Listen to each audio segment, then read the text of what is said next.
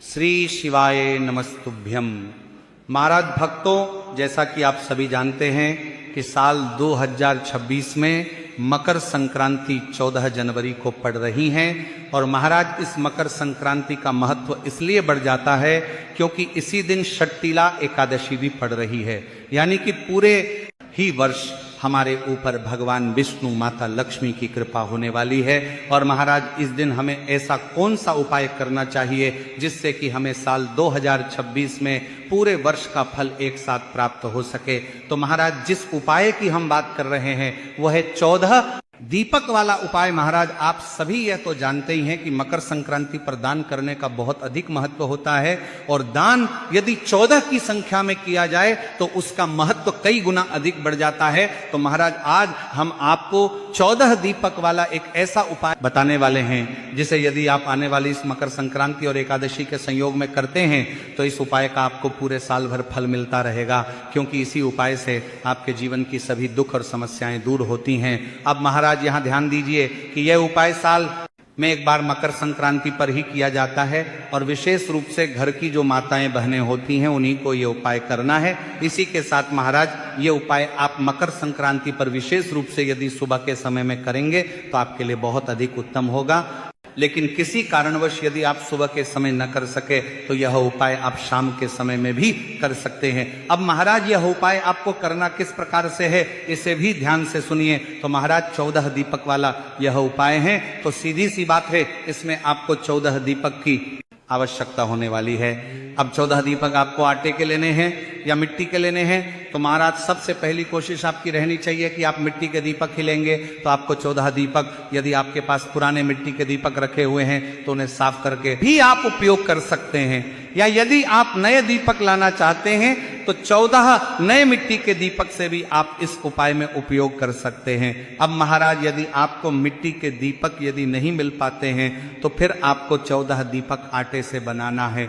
इसके लिए आपको सबसे पहले शुद्ध आटा गूंथना है, उसमें आपको नमक या किसी भी प्रकार की सामग्री नहीं डालनी है। शुद्ध आटा मनकर उसके 14 दीपक तैयार करने हैं। अब ये दीपक आपको तैयार तभी करने हैं जब यदि आप सुबह इस उपाय को कर रहे हैं तो आपको 1 घंटे पहले इन दीपक को तैयार कर लेने हैं, या शाम के समय कर रहे हैं तो शाम को उपाय से 1 घंटे पहले तैयार करके रख देने हैं। अब महाराज उपाय को करना कैसे है इसे भी ध्यान पूर्वक सुने। माताएं बहनें विशेषकर ये उपाय करेगी। अब महाराज 14 दीपक लेने के बाद इनमें आपको बाती की कौन सी रखना है इसे भी ध्यान से समझिए। तो देखिए आपने जो 14 दीपक तैयार किए हैं इन सभी में आपको लंबी हुई की बाती का प्रयोग करना होगा।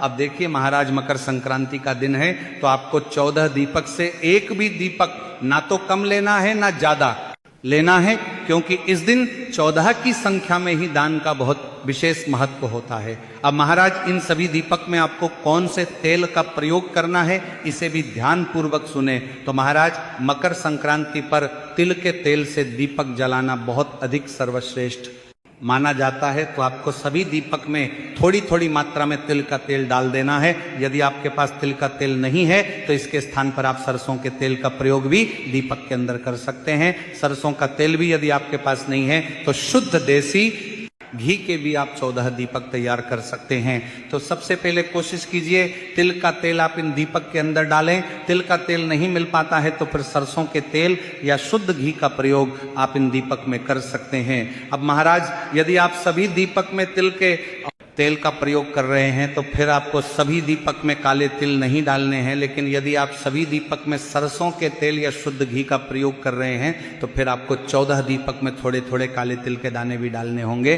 तो महाराज इस प्रकार से आपको अपने ये 14 दीपक तैयार कर लेने हैं और इन्हें आपको किसी भी एक प्लेट में या फिर थाली में रख लेने हैं।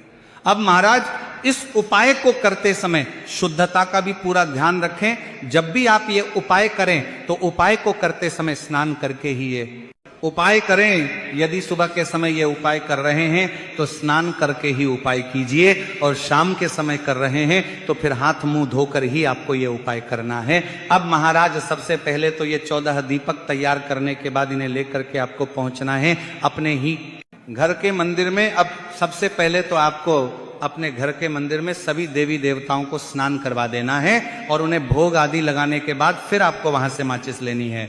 अब महाराज ध्यान दीजिए, ये जो 14 दीपक है ये 14 अलग अलग स्थान पर लगने हैं वाले हैं, इसीलिए इन्हें आपको अभी जलाने नहीं है। तो महाराज 14 दीपक में से आपको अपना पहला दीपक निकालना है और इस पहले दीपक को आपको अपने घर के मंदिर में, चाहे लड्डू गोपाल जी हो, भगवान शिव जी हो या अन्य देवी देवता हो, तो उनके लिए आपको सबसे पहला दीपक उनके सामने प्रज्वलित करना है। तो पहला दीपक आपको अपने घर के पूजा मंदिर में रखना है और उसके बाद आपको भगवानों से प्रार्थना कर लेनी है। दीपक को रखते समय इसके नीचे गेहूं या फूलों का आसन जरूर लगाएं, यानी कि आपको खाली जमीन पर दीपक नहीं रखना है, उसके नीचे आपको कुछ ना कुछ आसन जरूर लगाना है। अब महाराज दूसरा जो दीपक है इसे आपको लगाना है तुलसी मैया के पौधे के पास में। तो आपको दीपक को लगाने से पहले थोड़े से अनाज की दाने या फूल की पंखुड़ियां रखकर फिर उसके ऊपर आपको यह दीपक रखना है और आपको यह दूसरा दीपक तुलसी माता के पास ही लगा देना है। अब तीसरा जो दीपक है इसे आपको लगाना है अपने रसोई घर में, जहां कहीं भी आप भोजन बनाते हैं अपने घर में, वहां पर यह तीसरा दीपक आपको लगा देना है। अब महाराज चौथा जो दीपक है इसे आपको लगाना है अपने घर की दहलीज पर, यानी कि अपने घर की चौखट पर। तो आपके मुख्य दरवाजे के वहां पर आपको यह दीपक लगा देना है। अब महाराज पांचवा जो दीपक है इसे आपको लगाना है अपने पितरों के लिए, और पितरों के लिए जब भी कोई दीपक लगाया जाता है तो इसका मुख हमेशा दक्षिण दिशा की ओर करके ही रखा जाता है। तो आपके घर में जहां कहीं भी पीने वाला पानी रखा होता है, जहां भी मटके रखे होते हैं, वहीं पर आपको ये पांचवा दीपक दक्षिण दिशा की ओर मुख करके अपने पितरों के लिए रखना है। तो महाराज ये जो 5 दीपक है ये आपको अपने घर में ही लगाने हैं इन 5 स्थानों पर। अब देखिए महाराज छठवां जो दीपक है ये आपको जलाना है जल के पास में, यानी कि यदि आपके पास किसी भी प्रकार की नदी है, कुआं है, तालाब है, बावड़ी है, वहां जाकर के आपको ये छठवां दीपक लगाना है। अब महाराज मान लीजिए कि यदि आपके घर के आसपास कोई नदी, तालाब या कुआं, बावड़ी नहीं है तो फिर आपको अपने घर पर ही एक खाली पात्र में पानी भरना है, उसमें आपको थोड़े से फूल वगैरह डाल देने हैं गंगा जल की, उसमें 1 से 2 बूंदें डाल देनी है और इसके बाद आपको इस थाली के बीचों बीच अपना ये छठा दीपक रख देना है और इसे आपको लगा देना है। तो महाराज यदि आपके घर के आसपास कोई नदी, कुआं या बावड़ी है तो वहीं पर आपको यह दीपक लगाना है, लेकिन नहीं है तो फिर आप इस प्रकार से अपने ही घर जल के लिए एक दीपक लगा सकते हैं। अब महाराज 7वां जो दीपक है इसे आपको लेकर के पहुंचना है बेलपत्र के वृक्ष के नीचे। तो वहां पहुंच करके आपको अपना ये 7वां दीपक रखना है, इसके नीचे भी आपको आसन लगाना है और फिर इसे आपको बेलपत्र के वृक्ष के नीचे ही जला देना है और इसके बाद आपको भगवान शिव से और माता पार्वती से प्रार्थना कर लेनी है।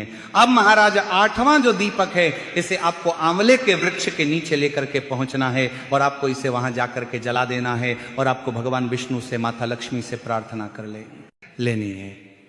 अब महाराज 9वां जो दीपक है इसे आपको जालना है पीपल के वृक्ष के नीचे और इसके बाद आपको भगवान विष्णु से हाथ जोड़ करके प्रार्थना कर लेनी है। इसके बाद आपको 10वां जो दीपक है इसे आपको शमी के पेड़ के नीचे जालना है और आपको भगवान शिव से प्रार्थना कर लेनी है। इसके बाद 11वां जो दीपक है वह आपको लगाना है वट वृक्ष के वहां पर। इसके बाद 12वां जो दीपक है इसे आपको आपके आसपास जो भी भगवान शिव का मंदिर है वहां पर ले जाकर के इस 12वां दीपक को जला देना है। अब महाराज 13वां जो दीपक है इसे आपको जलाना है मंदिर के अंदर जो यज्ञशाला होती या मंदिर के बाहर या कहीं भी मंदिर के आसपास जहां भी यज्ञशाला होती है, जहां यज्ञ किया जाता है, वहीं पर आपको अपना ये 13वां दीपक जलाना है। अब महाराज जो 14वां और जो अंतिम दीपक है इसे आपको जलाना है जहां कहीं भी आपके घर के आसपास गौशाला हो या जहां भी गाय बंधती हो तो गौ माता के पास उनसे थोड़ी दूरी बना करके आप अपना अंतिम दीपक जला सकते हैं गौ माता के नाम से, या फिर आप चाहे तो गौ माता के नाम से अपने मुख्य द्वार पर भी अंतिम दीपक जला सकते हैं।